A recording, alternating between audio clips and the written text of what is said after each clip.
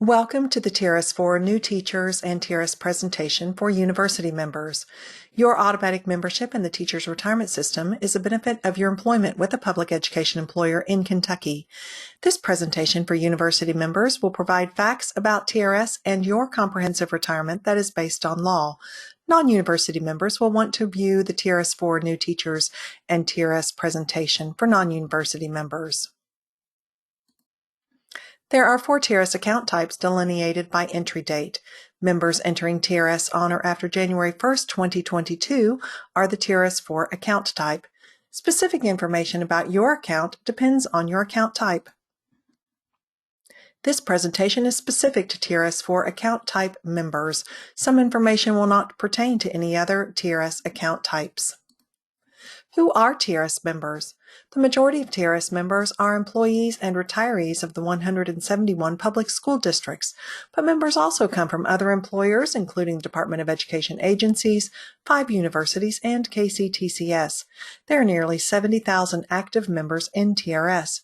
For the majority of its members, including the local school districts and state agencies, TRS is a Social Security replacement plan. These members do not pay into Social Security. University members pay into TRS and into Social Security and will receive both benefits when eligible. For over 80 years, TRS has been consistent in providing a comprehensive retirement plan for Kentucky teachers and is administered by an 11-member Board of Trustees. They are the fiduciary of the system, assuring that all funds are held in trust to provide benefits for TRS members. The TRS Board is mostly elected by the members of TRS. The trustees include the 7 elected members, the Kentucky State Treasurer, the Kentucky Education Commissioner, and 2 gubernatorial appointees who have financial experience. Here are the current members of the TRS Board of Trustees. They are the fiduciary in trust of the contributions made by you and the state or employers. They make decisions about how money will be invested, so when you retire, you will have a lifetime pension benefit. Each trustee is legally bound to do what is in the best interest for members and the state. TRS members are entitled to vote for the elected board members. It is important you have a say who is on your TRS board. The trustees, elected for more than 82 years by TRS members, have established successful policies for TRS. In April, vote electronically for your board trustee through Pathway, or if not electronically, vote in May on a paper ballot that is mailed to you. Be sure to return your paper ballot by May 31st for your vote to be counted. Teachers Retirement System offers members a comprehensive retirement plan. As a member of TRS, you're working toward a benefit that includes a foundational benefit component, which is a lifetime annuity, and a supplemental benefit component, which is a retirement savings beyond the foundational benefit. Both are mandatory, but the supplemental component has an option to include additional voluntary contributions. With fewer employers offering pensions, you're very fortunate to have this benefit. A pension is a monthly payment you will receive when you retire. You will have that monthly payment for your lifetime, regardless of how long you live. Because new teachers are continually joining the system and contributing, there is what's called a pool of longevity risk, a cycle that keeps the system solvent and allows TRS to invest money for the long term. You don't have to spend your time or energy managing your retirement account. It is managed for you professionally by the TRS investment team. Also, you're working toward eligibility that will allow access to the TRS Group Health Insurance. And you have a TRS life insurance benefit of $5,000 right now as an active member. As a university employee, you are automatically making contributions to TRS and Social Security with every paycheck. This is the foundation of your lifetime retirement income. Paying contributions to TRS for your retirement is by law mandatory, and the contribution rate is also set by law. The tax-deferred contributions you make to TRS are invested and managed for you under the direction of the TRS Board of Trustees. You are contributing 9.775% of your gross earnings into TRS. Also, the employer is contributing 9.775% for your retirement. You're paying toward your retirement with every paycheck. With every pay stub you receive, be sure to check it, make sure your pay is correct, and that your deductions are correct. You should see 9.775% being withheld for TRS, and you should see your Social Security withholding. The mandatory 9.775% of your salary that comes to TRS is used for you in three ways. 5% goes toward your foundational benefit, 2% goes towards your supplemental benefit, and 2.775% goes into the Retiree Healthcare Trust Fund. The 5% employer portion of contributions goes directly to the foundational benefit, which is the foundation for your lifetime annuity. Your employer is contributing an additional 5.775% into the foundational benefit. The foundational benefit is a defined benefit that has a set formula for calculating your annuity when you retire. The formula will be based on your years of service, the multiplier for each year of service, including an age and career factors, and the final average salary, which uses the average of the highest 5 salaries. Once retired, you may receive an annual cost of living allowance.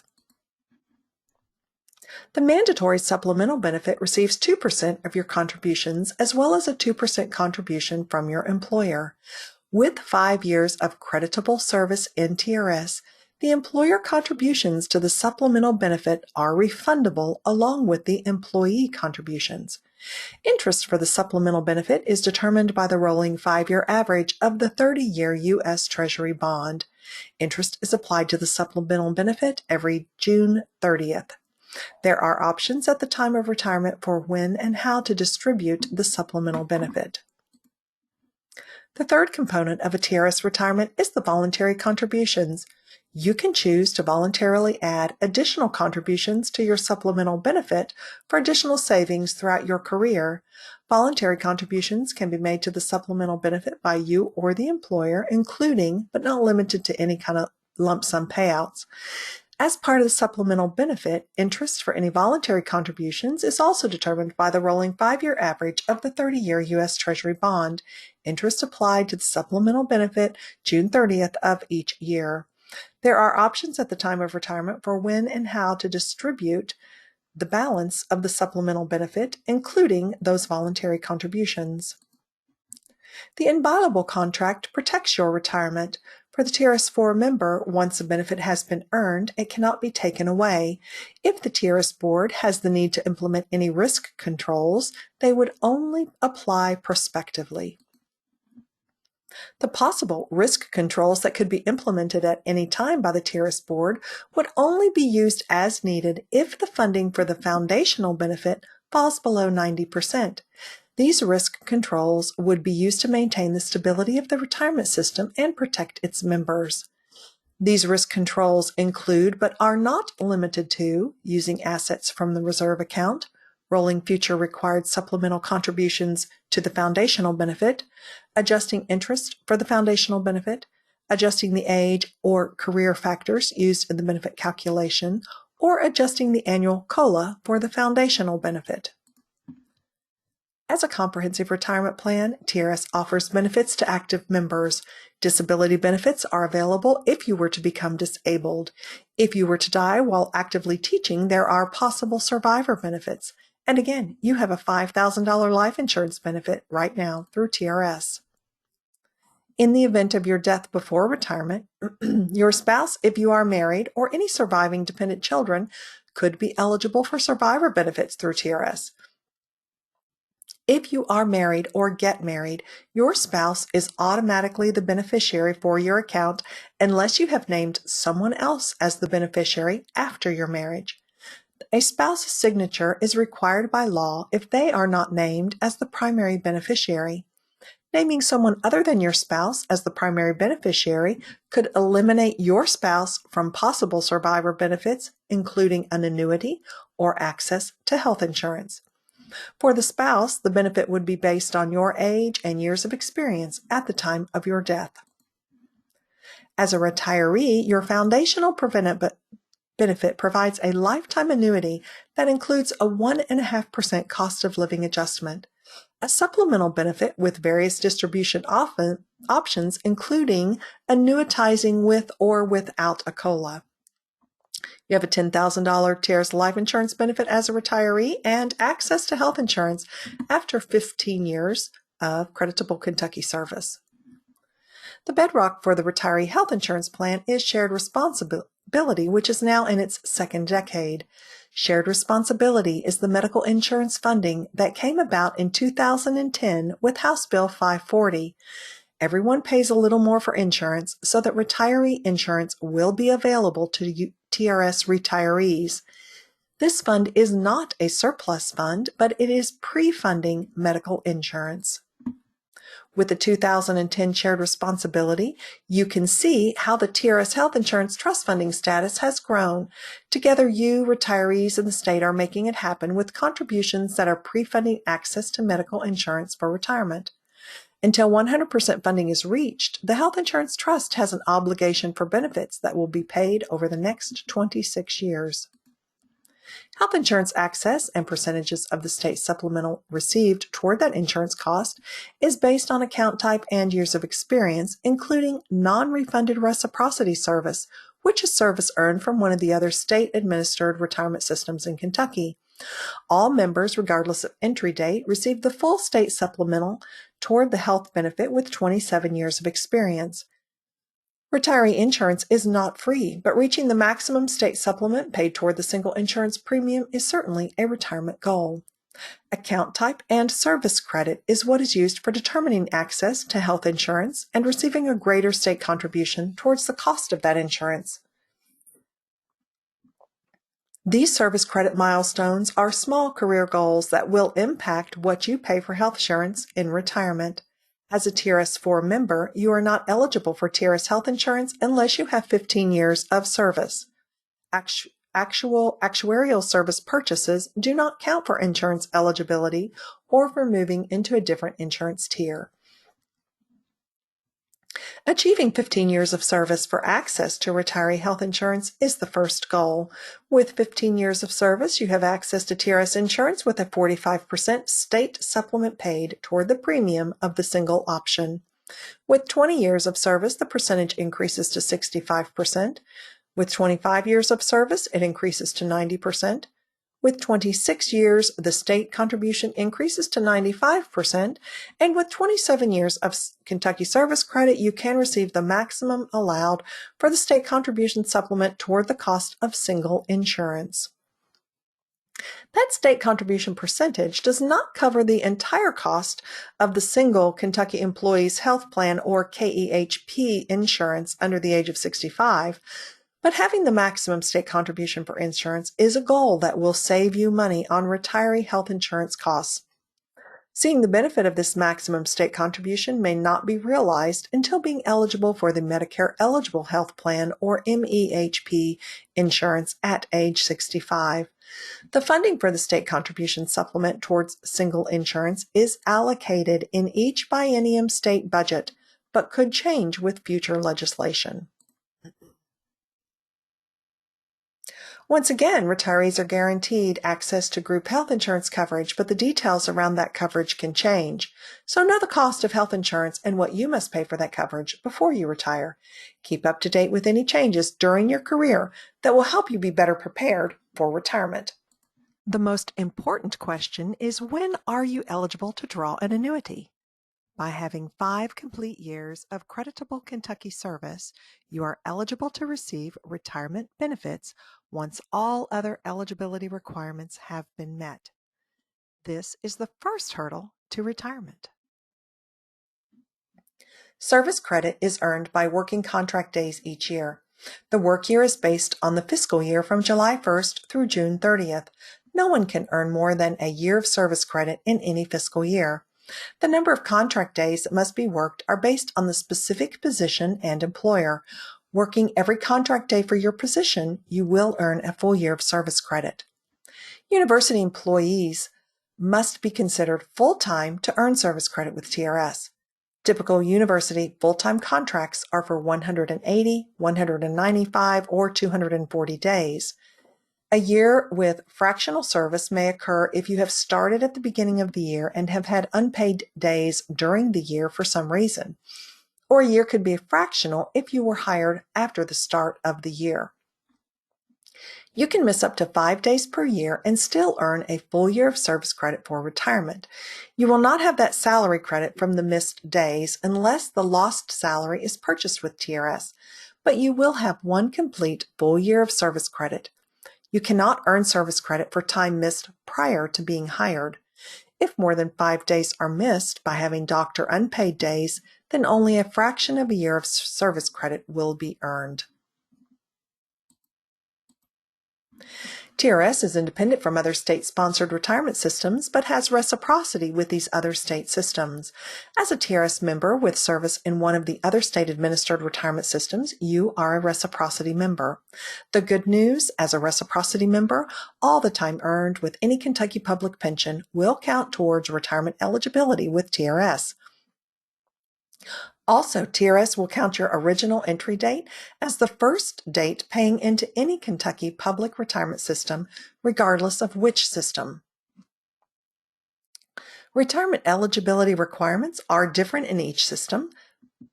Be sure to check with each system to know the specifics about retiring from that system, along with the cost of health insurance. Retiree health insurance costs vary with different state-sponsored systems. Contact KPPA to determine the benefits you may be entitled to receive upon retirement.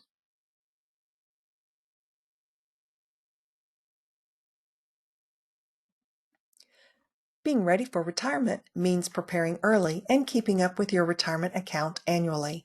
Knowing and making any possible retirement purchases during your career can help you obtain all eligible service or salary credit for your retirement. Some of these purchases have deadlines.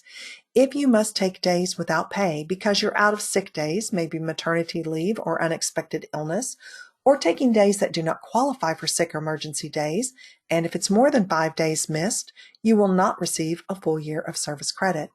A retirement purchase of those unpaid days will allow you to earn a full year of service credit. A fractional or part-time purchase occurs when at the end of the school year you've had unpaid days. If you have earned at least 70% or 7/10 of a year of service credit and you're considered full-time, you could purchase the remaining 30% or balance of the year, getting you to a full year of service for that fiscal year. This lost service purchase must be made by December 31st, following the end of the fiscal year where you had unpaid days. Since university members do not automatically contribute to TRS if they are part-time, any university member who works at least 30% of the year could be eligible then to purchase only that time that was worked. This is not a balance of the year purchase, but a part-time purchase for university members working at least 30% of the year, but not working a full year. A current leave of absence occurs when at the end of a school year you have taken an approved leave of absence without pay. You have until June 30th of the next fiscal year to make that purchase of your unpaid leave. As a TRS-4 member, it is important to understand that making this purchase by the deadline is the most cost-effective way for you to purchase this missed time. If you miss the deadline to purchase, you can still make the purchase of this time at retirement, but then it will be an actuarial purchase and will cost you more. For either of these purchases, fractional, part-time, or leave of absence, your employer must certify to TRS your days worked and salary earned so the purchase cost can be calculated. Ask your board office or human resources person to complete the lost service form for TRS. These purchases have deadlines, but are the most cost-effective way to purchase time at retirement. A USERRA purchase is for any active member who is called to active duty military deployment by the President and could possibly have any missed service credit purchased through USERRA once they return to their teaching employment after the military deployment ended. The deadline to make this purchase depends on the length of deployment, and they must have returned to employment with their TRS employer. Since part-time university members do not pay into TRS, the fractional service worked could be purchased. This purchase again must be made by December 31st following the end of the fiscal year that was worked, and you have to have earned at least 3/10 or 30% of a year of service credit.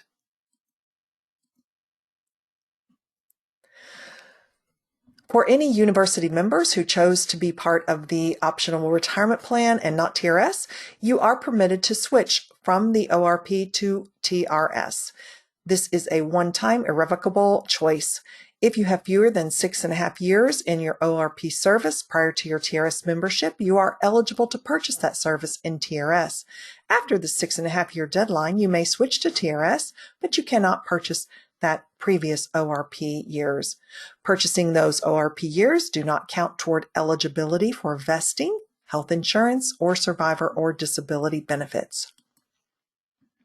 Any TRS-4 member who previously had an account with TRS but withdrew funds could reinstate those contributions plus interest along with the corresponding service credit and entry date once there is 1 year of service credit in the new account. This reinstatement could possibly change your account type and benefits. The purchases made at retirement are actuarial purchases, and they are the most expensive types of purchases. The leave of absence that was not purchased by the deadline could be purchased at retirement as an actuarial purchase with proof that the leave was for educational, FMLA, maternity, or child-rearing reasons.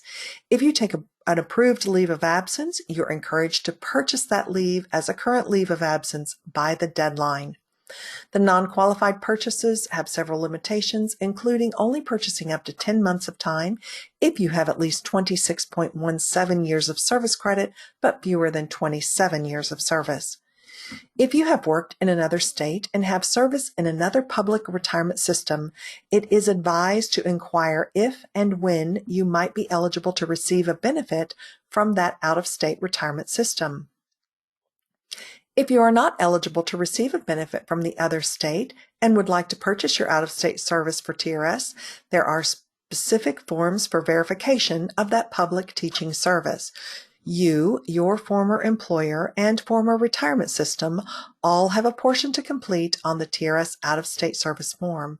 Upon certification of that public out-of-state service, you could receive a cost and purchase that service credit toward your TRS retirement if you choose.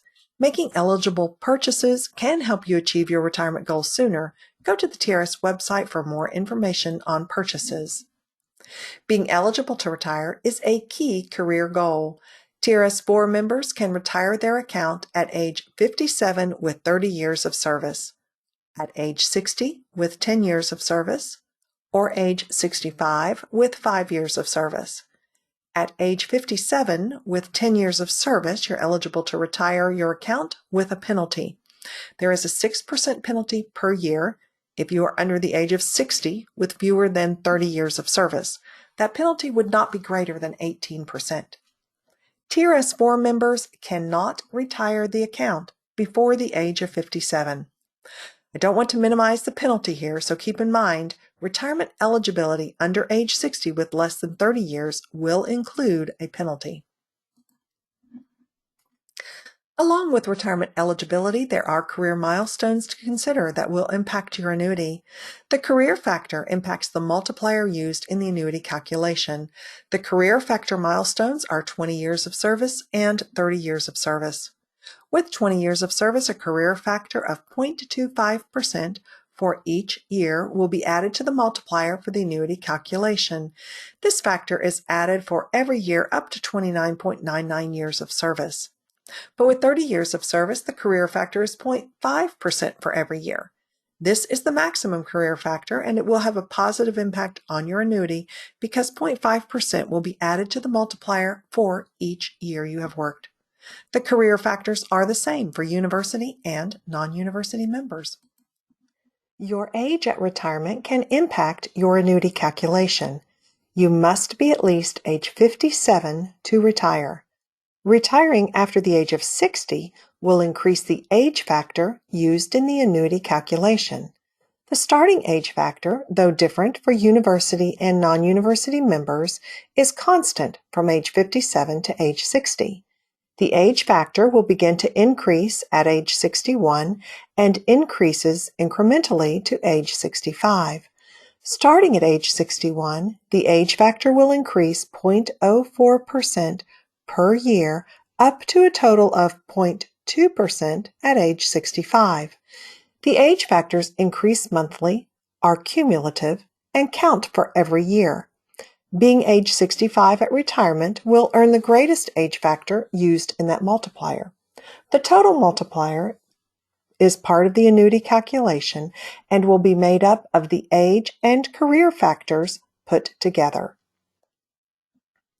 Retirement planning requires knowing when you are eligible to retire, but also requires knowing how much income you need in retirement. When you retire the first moment you are eligible, you will not be receiving the same income in retirement that you earned while employed. Your retirement income is called a replacement salary. Financial planners recommend that you have a minimum of 80% of your last year's salary as a replacement salary for retirement, and you should plan for a retirement of 30 years or longer based on increasing lifespans. TRS wants all members to make informed decisions about when to retire. Just being eligible does not mean that it's the best financial decision for your future. Only you can decide when you're financially able to retire. For the TRS University member, if you are retiring before you are age eligible to draw your Social Security, it's possible there will be a temporary period of time that you will only be drawing your TRS annuity, leaving an income deficit during that temporary period until you are eligible to draw your Social Security along with your TRS pension. If you will be anticipating an income deficit before you can draw your Social Security, be sure to prepare for that financially. The foundational benefit is calculated by a set formula that will provide you a lifetime annuity. Understanding this formula and how age and career milestones impact the formula will help you make wise decisions as you set your career and financial retirement goals. The basic annuity formula is the total multiplier times the final average salary, which equals the annual retirement benefit. The total multiplier consists of service credit, which is the number of years worked, times the multiplier, which is the value for each of those years.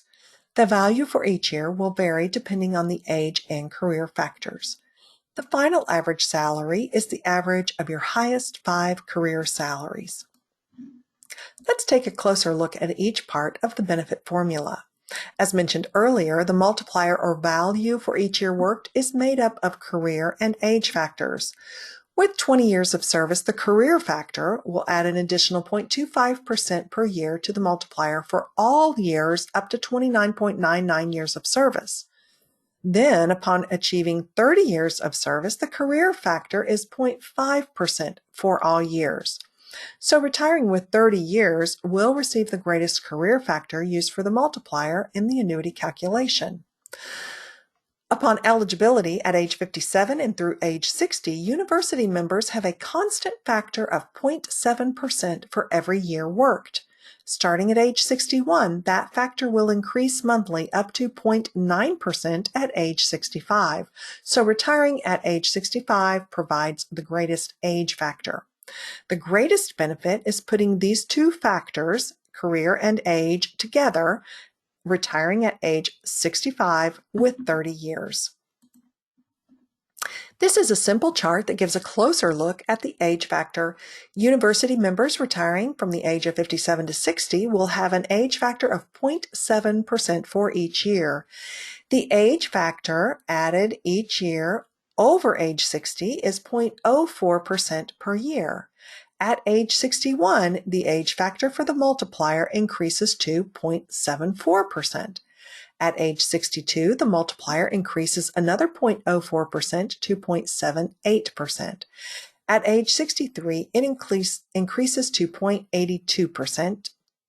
And at age 64, the multiplier is 0.86%. Then at age 65, the age factor is capped at 0.9% for all years.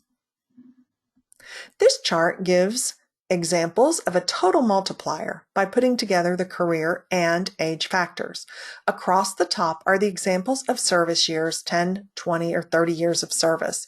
We'll be examining both across the chart for the impact of the career factor on the multiplier and down the left side of the chart for the impact of the age factor on the multiplier.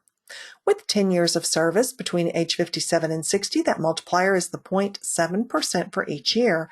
There is no career factor with only 10 years of service. Moving down the age, rows on the left of the chart and increasing the retirement age at age 61, that factor starts to increase yearly by 0.04%. So instead of a multiplier of 0.7%, at age 61, the multiplier becomes 0.74%. Then there's a 0.04% increase each year until age 65, earning the multiplier of 0.9% for each year, giving that total multiplier of 9% with 10 years of service. These are the multipliers for up to 19.99 years of service. With 20 years of service and the additional 2.25% career factor begins along with those age factors. So retiring between the age of 57 and 60 with 20 years, the multiplier is 0.95 for each year instead of the 0.7%. The career factor makes a significant difference even without the addition of the age factors. Again, moving down the age rows on the left and increasing the retirement age starting at age 61, that age factor increases yearly by 0.04%. So instead of a 0.95% multiplier at age 61, the multiplier becomes 0.99% for each year. And then increasing that 0.04% each year up to the age of 65, giving that multiplier 1.15% for each year with 20 years of service. And that's for all years up to 29.99 years of service. Then looking at the very last column with 30 years of service, the career factor increased to 0.5%. So with 30 years of service, retiring between the ages of 57 and 60, the multiplier has become 1.2% for each year up to 30 years, for any year. The 0.5% career factor is a significant milestone. 30 years at age 57 is eligibility with an unreduced benefit and gains the maximum career factor for the annuity calculation. Then moving down the age rows on the left, increasing the retirement age starting at age 61, that multiplier increases yearly by the 0.04%. So instead of the 1.2% multiplier at 30 years, at age 61 with 30 years, the multiplier is the 1.24%. And then that 0.04% increase each year up to age 65 gives us the multiplier of 1.4% for each year with our 30 years of service. The 20 and 30 year milestones with an increased career factor are extremely important, and understanding how the 0.04% increase per year starting at age 61 has an impact on your retirement is also significant. Increasing the multiplier by your age or career factors will increase your retirement annuity. This chart gives the example of the total multiplier, putting those age and career factors together. Again, across the top, we see the 5, 10, 20, and 30 years of service. And then across the left-hand side, we see the age factors. So starting with 5 years, you have retirement eligibility at age 65. There is no additional career factor, but the multiplier is 0.9% for each year because that's the maximum age factor possible. The total multiplier for 5 years of service is 4.5%. At age 65 and less than 30 years, there is no reduction on the benefit. With 10 years of service, retirement is possible if you are age 57. There is no career factor with only 10 years of service. So between the ages of 57 and 60, that multiplier is the 0.7 for each year.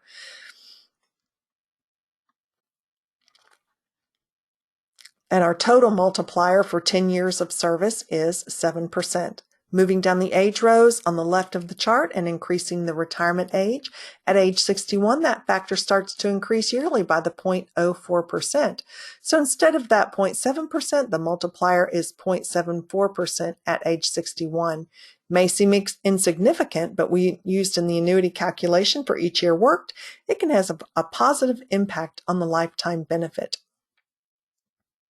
There, with the 4.04% increase each year until age 65, that multiplier of 0.9% for each year with 10 years of service gives us a 9% multiplier. Under the age of 60, there will be a reduction in the benefit if you have less than 30 years. With 20 years of service, the additional 0.25% career factor begins along with the age factors.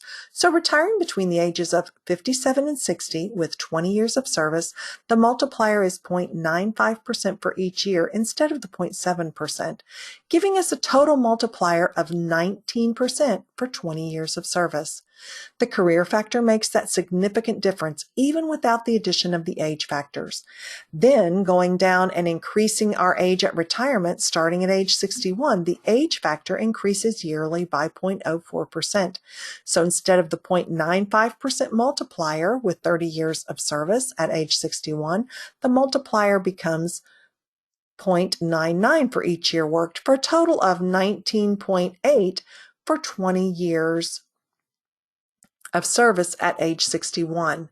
That 0.04% increases each year up to age 65 with a multiplier of 1.15 for each year, earning the total multiplier of 23% for each year with 20 years of service. Again, under the age of 60, there will be a reduction on that benefit with less than 30 years. Looking at the very last column with 30 years of service, the career factor increases to 0.5%. So with 30 years of service, retiring between the ages of 57 and 60, the multiplier has now become 1.2% for each year, for a total multiplier of 36% with 30 years of service. The 0.5% career factor is significant. 30 years and 50 at age 57 is retirement eligibility with an unreduced benefit and gains the maximum career factor for the annuity calculation. Moving down the age rows on the left and increasing that retirement age once you have 30 years, at age 61, the multiplier increases by the 0.04% each year. And so instead of the 1.2% for 30 years, at age 61, the multiplier is 1.24% for each year, for a total multiplier with 30 years of service at 37.2% for each year. Then increasing it up, the 0.04% each year, at age 65, that multiplier is now 1.4% for each year, earning that total multiplier of 42% with 30 years of service. And with 30 years of service, even under age 60, there is no reduction on the benefit. The 20 and 30-year milestones with that increased career factor, again, extremely important, but also knowing how that 0.04% increase per year starting at the age 61 can also impact your retirement benefit. Increasing your multiplier by increasing your age or your career factor will increase your retirement annuity. These factors are going to be put into this example that includes all parts of the calculation formula to give you an idea of what a foundational benefit annuity amount would look like. In this example, we have 30 years of service at age 57, because age 57 with 30 years of service is retirement eligibility with an unreduced benefit. The age factor is 0.7% at age 57, and the career factor is the greatest factor at 0.5%, making the multiplier for each year 1.2%, times the 30 years equals 36% for the total multiplier used in the calculation. If you started working before the age of 27 and have worked every year, you most likely will have more than 30 years of service to use in the annuity calculation by age 57. That will only benefit your annuity in retirement. The final average salary is the average of the highest 5 career salaries. Typically, the highest salaries are earned at the end of a career. An important note to the final average salary is that salary increases in the last 5 years before retirement are not allowed unless they are step increases or a percentage increase given to everyone on the salary schedule. With a $77,000 salary for each year of the last 5 years before retirement, the final average salary will be $77,000. To complete the formula, the total multiplier times the final average salary gives us a gross annual benefit of $27,720 for the Option 1 Straight Life Annuity. $27,720 is a 36% salary replacement of the last year's salary. But along with the foundational benefit, you've also been contributing into a supplemental benefit that will give additional income in retirement as well as your Social Security. Individuals with 30 years paying into Social Security can usually expect 25% of the last year's salary to be replaced by that benefit once age eligible. The supplemental benefit is in addition to the foundational benefit. When the foundational benefit is retired, there are options for how to distribute the balance of the supplemental benefit. The supplemental benefit can be annuitized along with the foundational, increasing that total annuity, or the supplemental benefit can be distributed through a payment or rollover, or the distribution can be delayed, allowing the supplemental benefit to continue earning interest, or any combination of distribution options can be selected. Continuing with the foundational example of retiring at age 57 and 30 years with a final year's earnings of $77,000, here is an example of what the supplemental account balance could look like.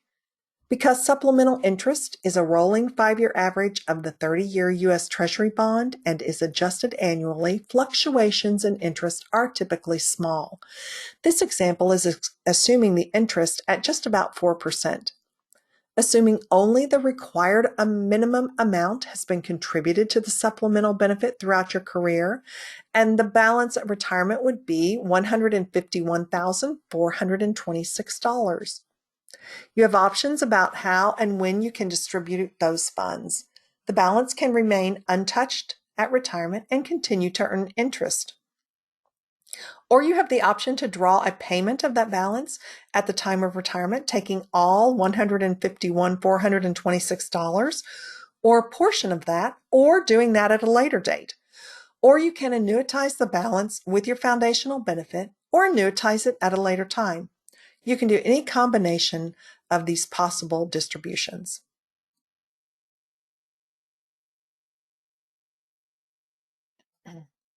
This chart is showing how annuitizing the supplemental benefit at retirement will add to your replacement salary. Retiring the foundational benefit at age 57 with 30 years using the Straight Life Annuity Option 1, the annual benefit was $27,720 or 36% salary replacement. Annuitizing the supplemental balance of $151,426 with the foundational and also a Straight Life Option 1 will add an additional $11,794 to the annuity, making the total annual benefit $39,514, or adding 15% more to the replacement salary for a total replacement salary of 51%. In this example, the total monthly annuity would increase by $982 if the supplemental benefit was annuitized with the foundational, choosing the Option 1 Straight Life Annuity. This is the TRS salary replacement, and it does not take into account Social Security. But retiring at age 57, you will not be eligible to draw Social Security just yet. There will be an income deficit until you are eligible to draw Social Security. The examples of supplemental balance could be different depending on the amounts that were actually contributed to the supplemental benefit based on your salary, adding any voluntary contributions, the average rate of return of the 30-year Treasury bond, or by choosing to add a COLA to the annuitized supplemental. Also, if any risk controls had been implemented during your career, such as diverting the mandatory supplemental into the foundational account. Any of these circumstances, the supplemental balances or annuitized amounts seen in the example could be very different throughout your career. This is why it's important to keep up to date with TRS funding status and information. Retirement pitfalls can have a negative impact on your retirement income and your financial security in retirement. Although your retirement may be further down the road, being aware of possible retirement pitfalls now will save you in the future. Some pitfalls that negatively affect your lifetime annuity are retiring with a penalty, being under the age of 60 with fewer than 30 years. So plan your career to make sure you're not retiring with a penalty. Other pitfalls are retiring before reaching a milestone for multipliers, either the career or age factor, retiring before reaching the next milestone for insurance, or not knowing the current or possible future cost of retiree health insurance. Having any salary increases in the last 5 years before retirement aren't necessarily a pitfall, but you do want to understand how to avoid any salary reduction. Not having a retirement budget and trying it out before being stuck with an income that does not meet your financial needs in retirement is a definite pitfall, and you want to avoid that. So let's examine some things that will help you achieve your retirement goals. Other than the career milestones, there are some other considerations that could help you achieve 80% replacement salary for retirement. One way is to increase your multiplier either through working more years to reach a greater career factor. Getting the 20 years of service is your first goal, having 30 years of service to get the greater factor. Increasing the age factor by retiring after the age of 61 up to age 65 helps increase your total multiplier. That higher multiplier will positively impact the lifetime annuity you'll receive from your foundational account. Increasing the final average salary with any rank change, get your master's, rank 1, get a doctorate, have a higher income on the salary schedule while you're working. You'll be earning more money during your career, have a higher final average salary when you retire. Make any possible purchases that could have a positive impact on your retirement annuity. Purchase the lost salary or service for retirement when possible. And finally, to save more money for retirement, you can add voluntarily contributions into your supplemental benefit through payroll deduction. That will increase the account balance on that supplemental account at the time of retirement. Then at retirement, you have the various options for disbursement of that supplemental benefit account. Sick leave policy varies by university, so if allowed, university sick leave credit is typically capped at a half a year of credit. Check with the Human Resources Office to see if sick leave can be counted toward retirement. Sick leave credit for state agencies has a 300-day maximum allowed at the time of retirement. The conversion of sick leave to service credit does not count towards years of service for retirement eligibility. Once you've decided to retire, the next important decision will be your annuity option selection for the foundational benefit. You will also have the same options for your supplemental benefit if you choose to annuitize that supplemental benefit.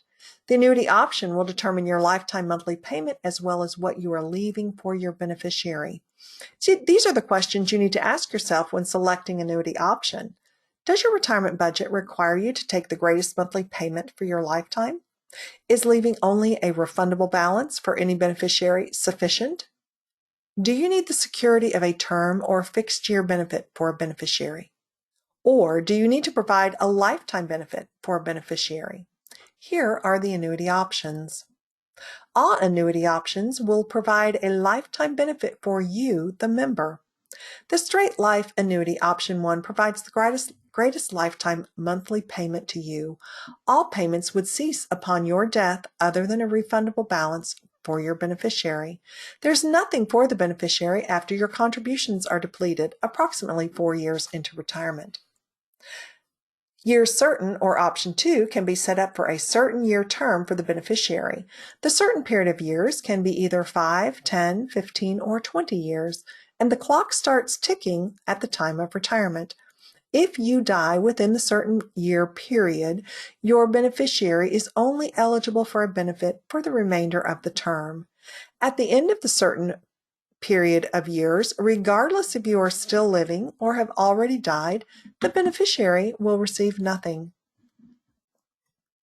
With the joint survivor options at retirement, you are providing a lifetime benefit for your beneficiary after your death, and you are taking a reduced monthly benefit for that assurance. Joint survivor option 3 will have a lower monthly payment amount than the straight life amount because after your death, the beneficiary will have the same payment for the rest of their life. Joint survivor with pop-up, option 3A, will have an even lower monthly payment amount than the straight life or joint survivor amount, because just as the joint survivor, after your death, the beneficiary will have the same payment for the rest of their life. But if your beneficiary dies before you, you will pop up to the straight life amount for the rest of your life. This is a result in an increase in your monthly payment for the rest of your life. That pop-up benefits you, the member. With either of these options, joint survivor with half to beneficiary option 4 or with the pop-up option 4A, your beneficiary will receive a lifetime benefit, but it will only be half of your monthly payment for the rest of their life. Because the option 4 joint survivor with half to the beneficiary only provides half of your monthly payment to your beneficiary, your amount is less than the straight life amount, but not so much as the joint survivor option 3 or 3A. Option 4A, joint survivor with half to beneficiary or pop-up, will allow you, the member, to pop up to the straight life if your beneficiary dies before you, resulting in an increase in your monthly benefit for the remainder of your life. Having an estimate of benefits from TRS within 12 months of your projected retirement will help you in making your annuity selection, since it will list the estimated gross amounts for each of the retirement options. To understand your annuity selection, keep in mind if you are choosing an option other than the straight life annuity option, so you can provide a certain term or life benefit to your beneficiary, your monthly payment will decrease. The earlier example showing a salary replacement percentage was for the straight life option 1. If any other option were to be selected at retirement, that salary replacement percentage would be lowered. So a thoughtful examination of your retirement budget and any beneficiary's needs is advised. The benefits of the teaching profession are numerous, but there are many reasons people must terminate their employment. It is not always easy, and life happens. So if for any reason you do stop teaching and decide to withdraw the contributions from your TRS retirement account, then you forfeit all the benefits presented, including a possible lifetime annuity, access to health insurance, if eligible, and the TRS life insurance. Your refund will be your foundational and supplemental contributions plus accrued interest, minus the mandatory federal income tax. The employer contributions to the supplemental benefit are refundable after 5 years of TRS service. Employment must be terminated, and partial withdrawals are not permitted. TRS does not send out junk mail. If you receive something from TRS, please read it. New members should receive the TRS-4 member registration in the mail that includes your TRS ID. To complete your membership, you must fill out and return this form, which includes beneficiary designations. This form can be completed online through Pathway. This is your retirement system for your future retirement, so keep all of your personal information up to date and stay informed to what is going on at TRS. Keeping your beneficiary information current and up to date with TRS is important to ensure that your wishes are fulfilled and any legal complications for your family are avoided in the event of your death. Anytime you have a life event, such as a marriage, divorce, death, you will want to remember to update your beneficiary information at TRS. Updating information with your employer is not the same as updating your information with TRS. As a reminder, if you are married or get married, your spouse is automatically the beneficiary of your account unless you have named someone else as the beneficiary after your marriage. Your spouse's signature is required by law if they are not named as the primary beneficiary. Naming someone other than your spouse could eliminate your spouse from possible survivor benefits, including access to health insurance. TRS has separate beneficiary forms for your account that includes the foundational and supplemental benefits and life insurance. Register for Pathway. It is the online access to your TRS account. If you have not already set up your password, you will want to do so to keep up with your personal account online. Registration directions can be found on the TRS website. TRS is using email more often to keep in touch and communicate information with our members, so keep your email address up to date with TRS.